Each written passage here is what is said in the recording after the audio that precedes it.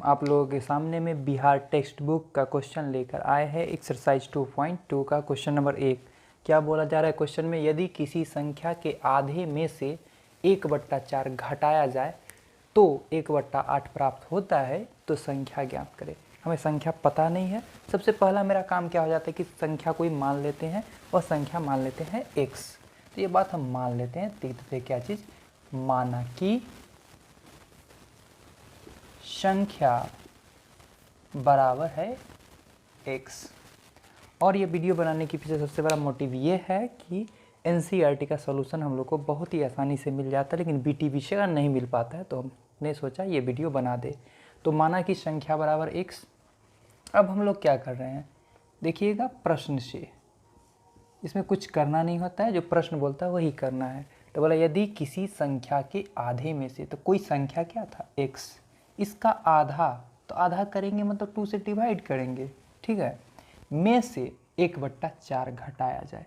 इसमें से 1/4 को क्या कर दिया जाए, घटाया जाए, तो हमें प्राप्त हो जाता है 1/8। तो हमें रिजल्ट क्या मिलता है 1/8। तो संख्या हमें ज्ञात करना है। इसमें बस क्या करना होता है, हम लोगों को एक जात को एक तरफ करेंगे। तो देख सकते हैं x/2 = 1/8 माइनस इधर गया तो +1/4। एक जात एक साथ, हर हाल में एक जात को एक जगह कर लेना है। अब हम लेते हैं इसका एलसीएम। 8 और 4 का एलसीएम देता है 4। 8 के टेबल में 8 के मर्तबे 1, तो यहाँ से लिख देते हैं हम लोग 1 मल्टीप्लाई 1 1 देगा। 4 के टेबल में 8 कितना टाइम्स आता है 2 टाइम्स, और 2 को 1 से मल्टीप्लाई करेंगे 2। This implies x/2 = 3/8। ठीक है, दिस इम्प्लाइज x बराबर 3/8 जो बट्टा सो गया सट्टा, 2 से कितना times 4 times cancel. This implies x बराबर रिजल्ट मेरा क्या आया, तो देख सकते हैं 3/4। अतः संख्या बराबर क्या, अतः संख्या बराबर क्या, तो 3/4। यही हो गया मेरा फाइनल आंसर। तो देखिए यहाँ पे सेकेंड क्वेश्चन क्या बोला, यदि किसी आयत की लंबाई और चौड़ाई का अंतर 5 है, तो हम लोग के पास थोड़ा सा कॉमन सेंस होना चाहिए कि एक आयत का बात करते हैं यानी रेक्टेंगल का बात करते हैं, तो रेक्टेंगुलर जो शेप होता है उस शेप में जो आप देखते हैं लेंथ जो होता है, लंबाई जो होता है हमेशा बड़ा होता है। तो ये मेरा लंबाई है, ठीक है, और यह मेरा है चौड़ाई। अकॉर्डिंग टू क्वेश्चन क्या बोला जा रहा है देखिएगा कि किसी आयत की लंबाई और चौड़ाई का अंतर 5 है। थोड़ा सा कॉमन सेंस लगाना है। सपोज दैट मान लीजिए अगर लेंथ को आप x मानते हो तो ब्रेथ यानी कि चौड़ाई जो होगा मेरा x-5 होगा। क्यों? क्योंकि डिफरेंस है दोनों के बीच में। या आप मान सकते हो इसे x मानोगे तो इसे x+5 मानना होगा, क्योंकि दोनों के बीच का अंतर जो है क्या, लंबाई और चौड़ाई के बीच का अंतर जो है वो कितना है 5 है। सपोज दैट मान लेते हैं कि अगर लेंथ 10 होगा तो ब्रेथ उसका क्या होगा, उससे 5 कम होगा यानी 5 होगा। या सपोज दैट ऐसा मान लेते हैं कि अगर हम लोग ब्रेथ को मानते हैं क्या चीज़ 5, तो लेंथ क्या होगा मेरा x+5, सॉरी 5+5 10। तो इस प्रकार हमें सोचना है कि देखिए क्वेश्चन में क्या बोला जा रहा है कि यदि किसी आयत की लंबाई और चौड़ाई का अंतर 5 मीटर है, तो आयत का मान लेते हैं हम लोग क्या चीज़ कि माना कि आयत की लंबाई, आयत की लंबाई को हम लोग मान लेते हैं क्या है x मीटर है, ठीक है। तो आयत की चौड़ाई इससे 5 कम होगा तब ना डिफरेंस 5 का होगा, ठीक है। अब देखिए अकॉर्डिंग टू क्वेश्चन उसका परिमाप हमें पता है 110 मीटर, और हमें यह पता है बात प्रश्न से, अकॉर्डिंग टू क्वेश्चन हमें यह पता है कि आयत का परिमाप या परिमिति बोलिए। अब परिमिति मतलब होता है इस आयत को परिक्रमा करने में जो दूरी तय करनी पड़े। मतलब यहाँ से चलकर अगर हम ऐसे मूव करके फिर यहीं पहुँचे तो एक परिक्रमा पूरा हुआ यानी कि परिमाप हो गया। तो ऐसा करने में आप देख सकते हैं 2 लेंथ आया और 2 ब्रेथ आया, ठीक है। तो आयत का परिमाप हमें ऑलरेडी पता है कि 110 मीटर है, और आयत का परिमाप होता है 2 × length plus breadth. 2 × length plus breadth क्यों होता है, लेंथ भी 2 और ब्रेथ भी 2, तो 2 × लेंथ प्लस ब्रेथ। तो लेंथ के जगह पर x प्लस ब्रेथ की जगह पर कितना x माइनस 5 मीटर, दोनों के पास ले लिए हमने यहाँ से मीटर को कॉमन, और मीटर से मीटर यहाँ कर दिए कैंसिल। तो देख सकते हो आप यहाँ पे x ऐड होके हो गया 2x और -5। तो आप सोच रही है 2 क्यों रखे यहाँ, क्यों नहीं रखे? तो ये क्या था, मल्टीप्लाई में इधर गया तो डिवाइड में, या यूँ बोले जो सट्टा सो मारे फट्टा डाले बट्टा में। और this implies 2x minus 5 equals to 2 से कैंसिल करेंगे तो आ जाएगा 55। दिस इम्प्लाइज 2x बराबर 55 माइनस 5 उस पार गया तो +5, जो घट्टा सो उधर जाके जुट्टा, जो जुट्टा सो उधर जाके घट्टा, ठीक है, जो सट्टा सो बट्टा, जो बट्टा सो सट्टा। तो x देखिएगा 2x इक्वल्स टू क्या हो जाएगा, यहाँ से 60 आ गया। This implies x equals to 60/2, कितना टाइम्स कैंसिल हो गया, 30 times cancel. This implies x बराबर आ गया 30।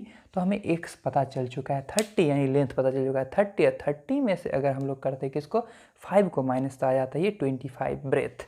तो लिख सकते हैं हेंस, यानी कि अतः आयत की लंबाई, तो लंबाई बोले तो x, तो x यहाँ पर कितना 30, और मीटर तो हमने माना था। अब देखिए चौड़ाई क्या है x, तो x यहाँ पर 30 माइनस 5 मीटर तो माना था, 30 में से 5 जाएगा तो आ जाएगा 25। इस प्रकार ये हो जाता है आंसर। चलिए आंसर को चेक भी कर सकते हैं हम लोग, कितना पूर्णा चाहिए हम लोग को 110। तो देख सकते हो लेंथ की जगह पर हम डालते हैं 630 और यहाँ भी डालते हैं 30, मीटर लगा दिए मीटर, दोनों लेंथ मिल के पूरा जाता है 60 मीटर। अब ब्रेथ की जगह पर क्या रखते हैं हम लोग 25 मीटर, इधर भी 25, तो 25 हो जाता है 50। जब दोनों को हमने ऐड किया 110 पूरा गया ना। तो इस प्रकार हमने देखा कि मेरा जो सॉल्यूशन है वह बिल्कुल सही है। बहुत मज़ा आने वाला है, बेहतरीन क्वेश्चन है। देखिए क्या है क्वेश्चन कि चीनी के मूल्य में 25% वृद्धि होने पर अब 1 केजी चीनी का मूल्य हो जाता है 32। तो पूछा जा रहा है प्रारंभ में चीनी का मूल्य क्या था। तो इस तरह का क्वेश्चन आता है, बच्चा घबरा जाता है, बहुत ईजी क्वेश्चन है। तो देखिए जो फाइंड आउट करना हो, जो निकालना हो, उसे मान लीजिए x। तो हमें निकालना क्या है, चीनी का प्रारंभिक मूल्य। तो ये बात को हम लोग मान लेते हैं, माना कि चीनी का प्रारंभ में मूल्य, प्रारंभ में मूल्य को मान लेते हैं कि 1 रुपये केजी चीनी बिक रहा था। अब ध्यान से देखिएगा, चीनी के मूल्य में 25% वृद्धि हुआ, तो अब 1 केजी चीनी का मूल्य हो गया 32। पहले 1 केजी चीनी का मूल्य क्या था, माना कि, यहाँ हम लोग लिख देते हैं माना कि, क्या माना कि 1 केजी चीनी का मूल्य था प्रारंभ में x। तो वृद्धि हमने किस में किया, इस मूल्य में वृद्धि किया। जब सिंपल सा याद रखना है आप लोग को एक चीज़ कि जब वृद्धि हो तो प्लस मूल्य, प्लस मूल्य का जो परसेंटेज है वो निकालिए। तो मूल्य क्या था प्रारंभ में x%, तो हम लिख देंगे क्या चीज़, ये हम लोग को पता है 1 केजी चीनी का मूल्य कितना है। तो प्रतिशत वृद्धि क्या है, प्रतिशत वृद्धि जो हुआ है वह हुआ है 25%, ये प्रतिशत से बढ़ा है। तो हम लिख सकते हैं क्या चीज़, प्रश्न से हम क्या बोल सकते हैं, x पहले था 1 रुपया, 1 रुपया प्लस 1 रुपया का 25% वृद्धि हो गया चीनी का मूल्य, तब जाके वह चीनी बिक रहा है कितना रुपये, 32 रुपये किलो। तो x रुपया प्लस 1 रुपया का मतलब होता है गुना, परसेंटेज निकाला जाता है 100 में, तो बाई 100 इक्वल्स टू 32 रुपीज़, ठीक है ना। तो यहाँ से आप देख सकते हो 25 से कम 25, 25 चौका 100। दिस इम्प्लाइज यहाँ से x प्लस x बाई क्या हो गया 4, रुपया कहाँ गया, तो रुपया हमने लिया कॉमन, बराबर 32 रुपया, रुपया से रुपया हो गया कैंसिल। यहाँ हमने एलसीएम ले इसका दे दिया क्या 4, हो जाता है 4x plus x equals to 32।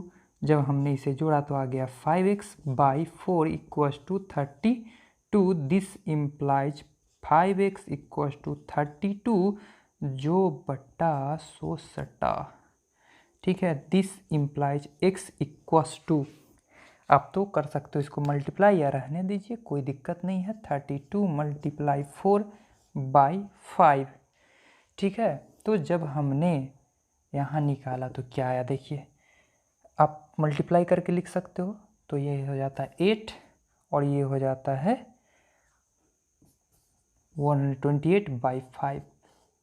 इसलिए x = 5 से लगाते हैं, 5 से देखिए ना, 5 दूनी 10, यहाँ से मेरे पास बच जाता है 2, 5 25। देखिए सीख लीजिए, तो बाद में बोलिएगा कैसे हो गया। 5 से 5 दूनी 10, यहाँ 2 8, 5 से 5 25, शेष बचा 3 पॉइंट, देखिए 0 दिए, 5 6 30, तो कुछ इस प्रकार आ गया, यानी 25.6। 0 भी लगा सकते हैं पॉइंट के बाद, यानी 25 रुपया 60 पैसा इसका मूल्य था पहले, जब वृद्धि नहीं हुआ था तब। तो हम लिख सकते हैं अतः 1 kg चीनी का मूल्य, 1 kg चीनी का प्रारंभ में मूल्य बराबर 25 रुपया 60 पैसा। यही मेरा होगा फाइनल आंसर। बढ़िया क्वेश्चन है, ठीक है। और लैंग्वेज टाइप क्वेश्चन को समझना ही पड़ता है, तब जाके बनता है। तो क्वेश्चन देखिए क्या है, दो विभिन्न मूल्य वाली 35 कलम है। दो तरह का कलम है, ध्यान से देखिए, एक क्या है, सस्ता है, एक महंगा है। तो बोला क्या जा रहा है क्वेश्चन कि दो विभिन्न मूल्य वाली 35 कलमों का कुल मूल्य 60 है। हमें यह पता है, क्या पता है कि 35 कलमों का मूल्य, जिसको आप लोग बोलते हैं पेन, कितना है, 60 रुपीज, 60 रुपया। यदि एक सस्ती कलम का मूल्य 1.5 रुपया है, एक सस्ता कलम 1.5 रुपया मिल रहा है, जबकि एक महंगा कलम 2 रुपया में मिल रहा है, तो पूछा क्या जा रहा है कि महंगा कलम कितना खरीदा गया। हमें निकालना है महंगी कलम की संख्या। तो महंगी कलम की संख्या जो निकालना उसी को तो मान लो, तो हम लोग मान लेते हैं, माना कि महंगी कलम की संख्या को हमने माना। एक बहुत सिंपल सा क्वेश्चन है ये, कि अगर हम मार्केट में दो तरह की वस्तु खरीदने जाए, ठीक है, उसमें से एक वस्तु की संख्या अगर पता चल जाए, टोटल हमें पता है कि इतना वस्तु खरीदे, तो दूसरा वस्तु तो बड़ा आसानी से निकाल सकते हैं। जो वस्तु की संख्या जान रहे उसको घटा लेंगे। तो यहाँ पर टोटल हमने 35 कलम खरीदा, उसमें से एक कलम जो था वो क्या था, महंगा था।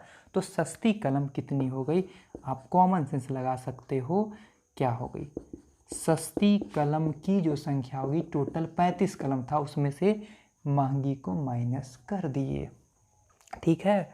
अब हम लिख देते हैं यहाँ प्रश्न से। अब बहुत ही बच्चा वाला बात पूछेंगे हम। एक लेमन जूस का दाम, लेमन जूस जिसको हम लोग कहते हैं क्या चीज़, टॉफ़ी, ठीक है। तो एक टॉफ़ी का मूल्य सपोज दैट मान लेते हैं 2 रुपया है। तो आपसे कोई पूछता है कि 2 टॉफ़ी का मूल्य क्या होगा, तो 2 को 2 से मल्टीप्लाई करके बोल देते। 3 टॉफ़ी तो 3 × 2 कर देते, 4 टॉफ़ी 4 × 2 करते। ठीक इसी प्रकार यहाँ भी वही करेंगे कि एक महंगी कलम, देखिए महंगी कलम की संख्या x और एक महंगी कलम का प्राइस है 2 रुपया। तो x महंगी कलम का प्राइस क्या हो जाएगा, 2x रुपया।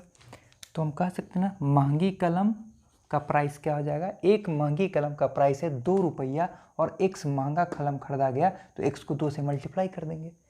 ठीक इसी प्रकार प्लस सस्ता कलम कितना खरीदे, इतना, और एक सस्ती कलम की मूल्य कितनी है, 1.50 है ना। ये रुपया सबको हम लोग ऐड कर दिए, तो टोटल कितना का बिल बना था, 60 का। मतलब महंगा भी खरीदे और सस्ता भी खरीदे, तब जाके बिल बना 60 रुपया का। तो दोनों को जोड़ेंगे ना, चलिए, तो यहाँ से हो जाता है 2x प्लस, इसको हम इससे कर देते हैं मल्टीप्लाई। तो देखिएगा दोनों को मल्टीप्लाई कितना आसानी से करेंगे, हम पॉइंट को भूल गए हैं थोड़ा देर के लिए। 35 को मल्टीप्लाई कर देंगे 15 के साथ, और यहाँ करते हैं 5 से 25, 25 के 5, हाथ में रहा 2, और ये हो गया 5 से 5 दिया 15, और 5 एकम 5, 5 15, 5 20, 20 2 22, और हाथ में रहा मेरे पास 2, 3 एकम 3 और 3 और 2 5, देख सकते हो, ठीक है ना। पॉइंट के बाद 0 2 या ना 2 कोई फर्क नहीं पड़ता, इसे दे देते चलिए। पॉइंट की कितने डिजिट बाद जीरो, देखिए ना पॉइंट कितने डिजिट बाद है यहाँ पे, 2 डिजिट बाद है ना, तो हमने यहाँ से 2 डिजिट शिफ्ट करा दिए, ठीक है ना। तो क्या आ गया 52.50, ठीक है। अब इसको हम x से मल्टीप्लाई कर देते हैं, कर ही देते हैं, तो कर देते हैं मल्टीप्लाई, तो क्या देगा -1.50x, ठीक है। इक्वस टू, देखिए रुपया से रुपया को कर दिए कैंसिल, इक्वस टू आ गया 60, ठीक है। तो हम एक जात, देखिए ये एक जात है, 2x में से हाफ x चला जाएगा तो क्या बच जाएगा 0.50x इक्वस टू 60 प्लस इधर आया तो -52.50, this implies 0.50x equals to 60 में से देखिए करते हैं हम इसको -60.00 दे दिए क्योंकि पॉइंट पर 2 डिजिट लिखा गया था, 52.50 0 10 में से गया 5, ठीक है ना। पॉइंट है तो दिए हमने यहाँ पॉइंट, ठीक है। अब आप देख सकते हो ये क्या हो गया मेरा, देखिए आप ध्यान से समझिएगा, ये क्या हो गया मेरा 9 में से 2 गया तो 7, ठीक है। तो क्या आ गया 7.50, this implies x equals to 7.50 बट्टा 0.5। तो आप देख सकते हैं अब ये क्वेश्चन का हो चुका है काम तमाम यहाँ पे।